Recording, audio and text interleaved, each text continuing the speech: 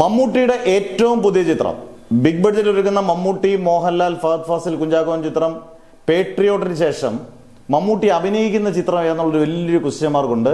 മമ്മൂട്ടി ഒരുപക്ഷെ ചത്തപ്പച്ച എന്ന് പറഞ്ഞ സിനിമയ്ക്കകത്തൊരു 5 ദിവസം 6 ദിവസമോ ചിലപ്പോൾ ഒരു എക്സ്റ്റൻഡ് ക്യാമിയോ റോള് റെസ്ലിങ്ങിൻ്റെ കോച്ചായിട്ട് ചിലപ്പം വന്നേക്കാം സിനിമ.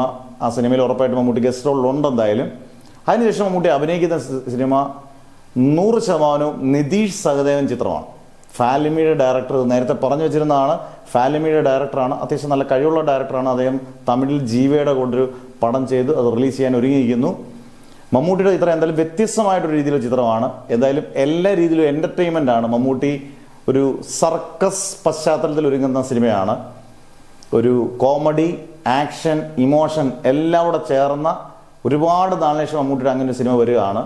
എന്തായാലും ഇത് നിതീഷ് സഹദേവൻ്റെ ഒരു ബെസ്റ്റ് സിനിമ ആകട്ടെ, മമ്മൂട്ടിയുടെ ഒരു ഏറ്റവും മികച്ച എൻ്റർടൈനിൽ ഒന്നാകട്ടെ എന്ന് നമുക്ക് ആശംസിക്കാം.